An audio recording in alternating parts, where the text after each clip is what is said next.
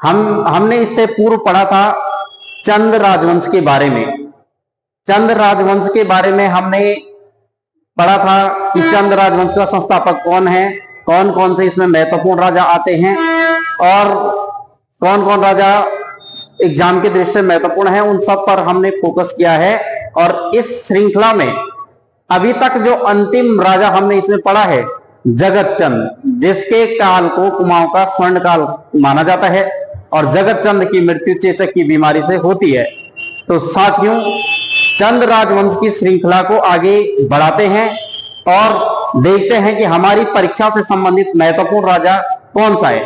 तो साथियों, आप देखिए, यहां पर हम पढ़ने जा रहे हैं आज देवीचंद। चंद राजवंश का एक और राजा देवीचंद।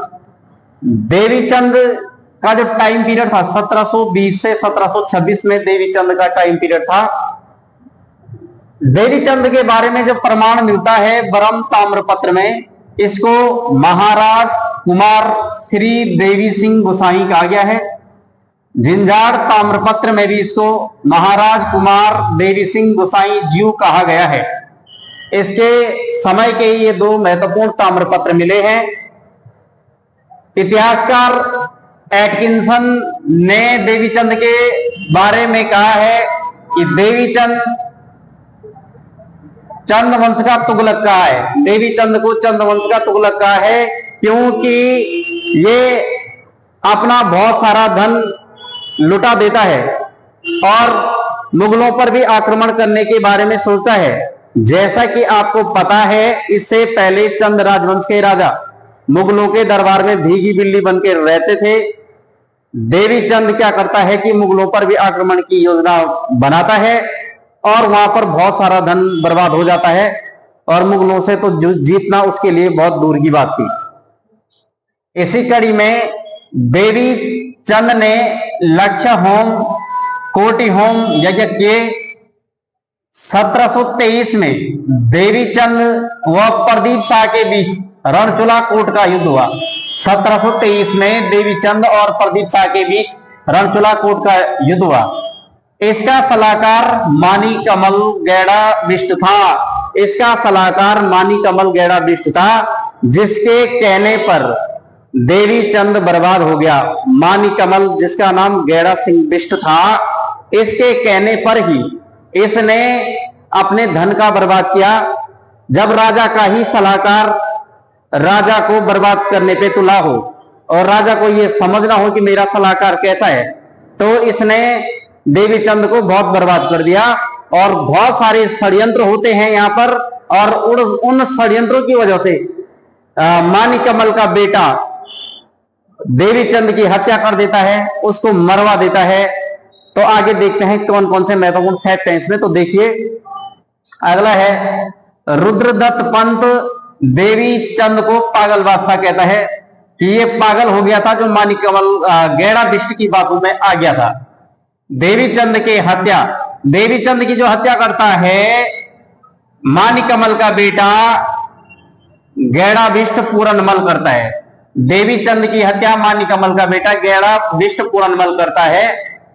वह रंजीत पैतोलिया द्वारा मिलकर के देवीचंद की हत्या कर दी जाती है और देवीचंद का सेनापति दाऊद खां होता है। तो इस प्रकार से देवीचंद की हत्या हो जाती है।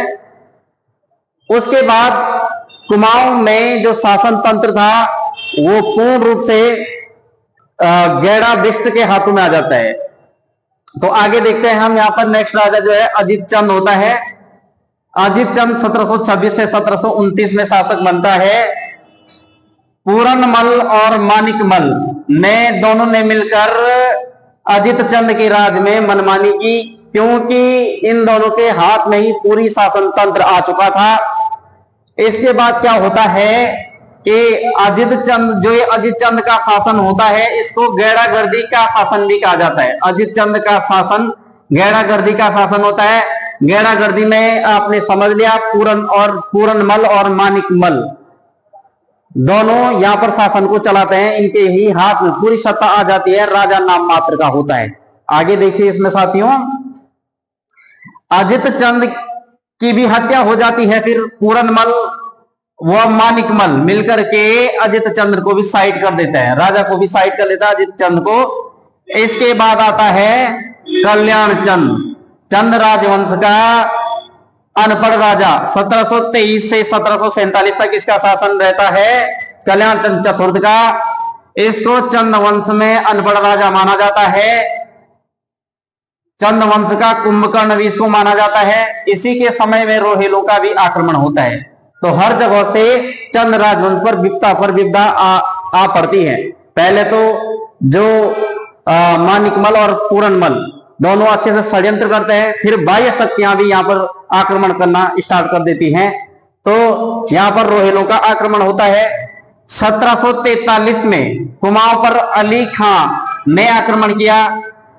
इस अली खां के आक्रमण को दबाने के लिए प्रदीप शाह द्वारा कल्याण चंद की सहायता दी जाती है और यह दूनागिरी का युद्ध होता है। अभी तक कुमाऊं की सेना, गढ़वाल और कुमाऊं की सेना आपस में लड़ रहे थे इससे पहले के राजाओं में, लेकिन कल्याण चंद चतुर्थ के समय में दूनागिरी के युद्ध में दोनों राजाओं की सेना मिलकर के लड़ रही हैं और रोहिलों के खिलाफ लड़ रही हैं। अली खां का आक्रमण होता है तो दूनागिरी के युद्ध में, इस युद्ध को दूनागिरी के युद्ध के नाम से जाना जाता है, जहां पर गढ़वाल राज्य की सेना और कुमाऊं राज्य की सेना मिलकर के रोहिलों का सामना करते हैं, लेकिन असफल हो जाते हैं, हार जाते हैं और फिर रोहिलों को टैक्स देना स्टार्ट कर देते हैं। कुमाऊं की सेना रोहिलों को टैक्स देना स्टार्ट कर देती है। इसके बाद नेक्स्ट है 1744 में अवध के नवाब मंसूर खां ने आक्रमण किया। फिर इसका जो दीवान कल्याण चंद चतुर्थ का दीवान शिवदेव जोशी होता है, शिवदेव जोशी को कल्याण चंद चतुर्थ अपना राजपाट सौंप करके बोलता है कि दीपचंद को आप राजा बनाना। इसीलिए शिवदेव जोशी को कुमाऊं का बैरम खां भी माना जाता है। कुमाऊं का बैरम खां शिवदेव जोशी को माना जाता है और शिवदेव जोशी भी राजा की आज्ञा का पालन करके राजा के बेटे का अंगरक्षक बना रहता है दीपचंद का। तो इसके बाद का जो राजा मतलब इसमें देखते हैं रुद्रदत्त पंत द्वारा शिवदेव जोशी को कुमाऊं का बैरम खां कहा गया। अल्मोड़ा में चौमहल का निर्माण भी कल्याण चंद चतुर्थ ने किया था। कल्याण चंद चतुर्थ का बेटा जिसका दीवान शिवदेव जोशी होता है वो होता है अगला राजा दीपचंद। दीपचंद का ही संरक्षक होता है शिवदेव जोशी। 1848 से 1877 में इसका शासन रहता है। इसी के कार्यकाल के दौरान काशीपुर में शिवदेव जोशी की मृत्यु हो जाती है और जब शिवदेव जोशी की मृत्यु हो जाती है फिर यहां पर अलग से और षड्यंत्र होने स्टार्ट हो जाते हैं। शिवदेव दीपचंद जो था शिवदेव जोशी के बेटे हर्षदेव जोशी को अपना दीवान बनाना चाह रहा था, लेकिन दीपचंद की रानी मंजरी थी, श्रृंगार मंजरी के नाम से जाने जाने वाली, वो रिश्तेदार को यहां पर दीवान बनाना चाहती थी। इसी बीच में दोनों के राज्य के अंदर षड्यंत्र स्टार्ट होने बैठ जाते हैं। एक तरफ रानी अपनी बात को के लिए मुखर होती है और दूसरी तरफ राजा। अब किसकी बात मानी जाए किसकी ना मानी जाए, इस वजह से यहां पर षड्यंत्र होने स्टार्ट हो जाते हैं। साथियों, जो दीपचंद की रानी थी श्रृंगार मंजरी, उसका प्रेमी था परमानंद बिष्ट और उसका रिश्तेदार था मोहन सिंह रौतेला। श्रृंगार मंजरी मोहन सिंह रौतेला को अपना दीवान बनाना चाहती थी चंद हर्षदेव जोशी को, जबकि दीपचंद हर्षदेव जोशी को अपना दीवान बनाना चाहते थे और ये दोनों दीवान बनना चाहते थे। इसको राजा हर्षदेव जोशी को राजा दीवान बनाना चाहता था, मोहन सिंह रौतेला को श्रृंगार मंजरी दीवान बनाना चाहती थी। फिर मोहन सिंह रौतेला दीपचंद व हर्षदेव जोशी को कैद कर लेता है।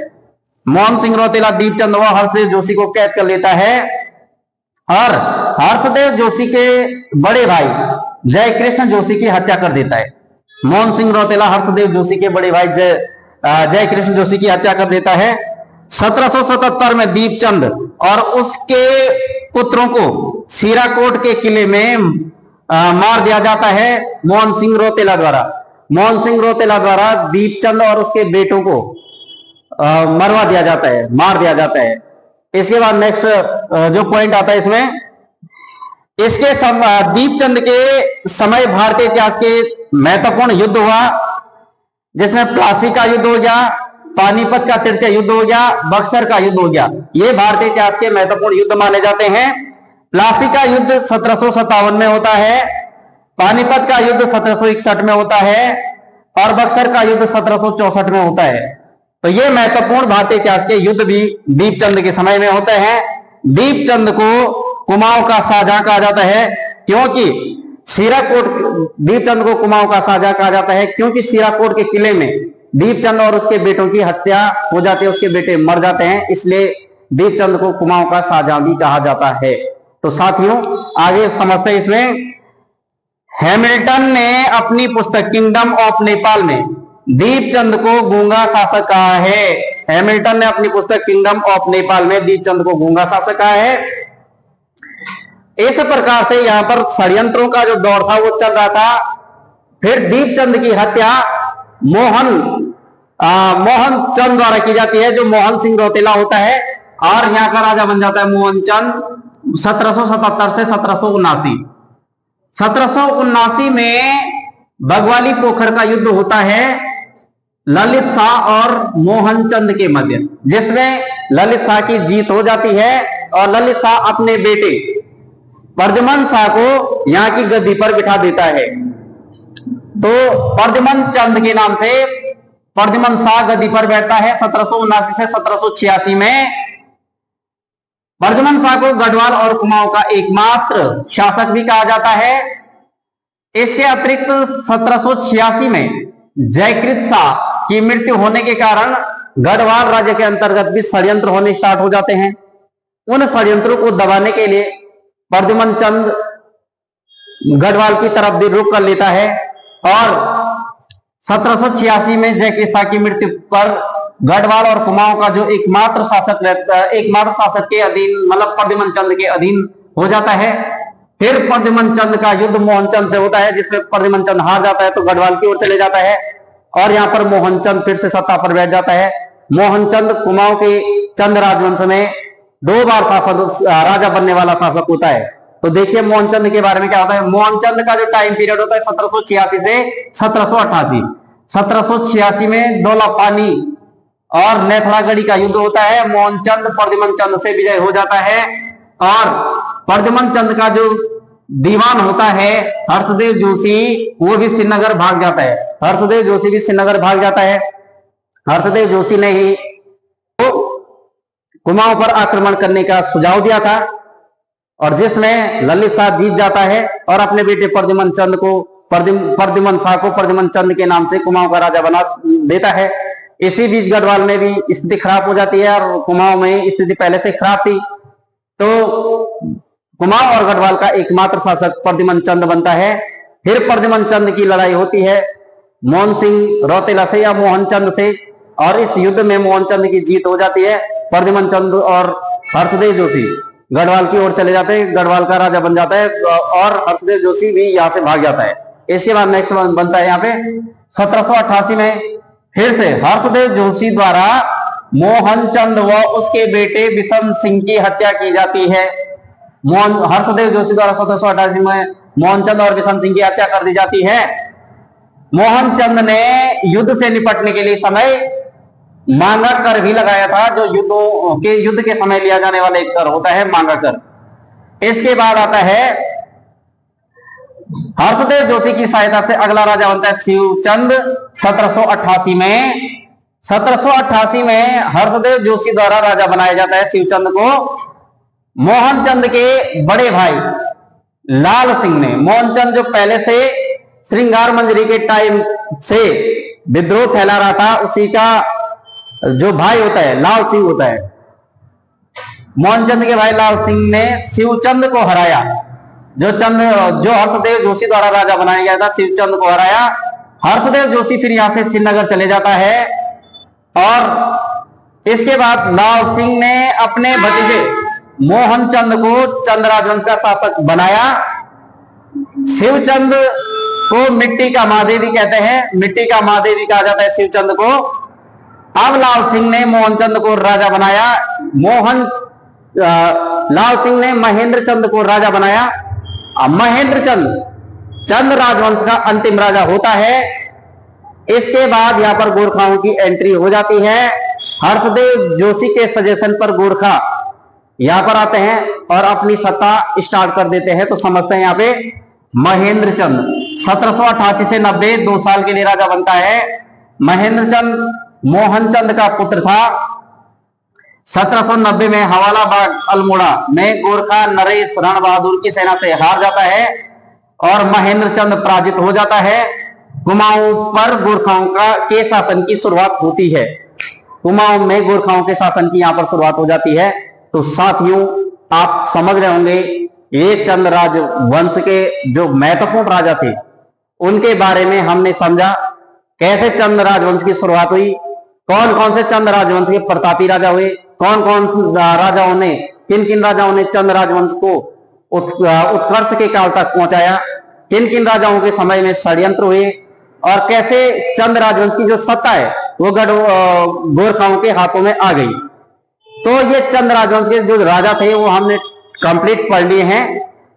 साथियों, इसके बाद की जो क्लास होगी उसमें हम पढ़ेंगे चंद राजवंश का प्रशासन, चंदू का प्रशासन, कैसे चंद राजवंश का प्रशासन चलता था, कौन कौन सी बातें चंद राजवंश में महत्वपूर्ण होती थी, किस किस प्रकार के टैक्स लिए जाते थे, कैसे ये इनके परगने थे, कैसी इनकी प्रशासनिक व्यवस्था थी, कैसे इनकी सेना थी, कैसे ये अपने यहां पर शासन प्रशासन का संचालन करते थे। इन बिंदुओं को हम अगली क्लास में समझेंगे। तो साथियों, आप मेरे चैनल को लाइक और सब्सक्राइब करते रहिएगा, आगे बढ़ाते रहिएगा। तो आज की महत्वपूर्ण क्लास में इतना ही। आप लोगों का भविष्य मंगलमय और उज्जवल हो। तब तक के लिए धन्यवाद। जय हिंद, जय भारत, जय उत्तराखंड।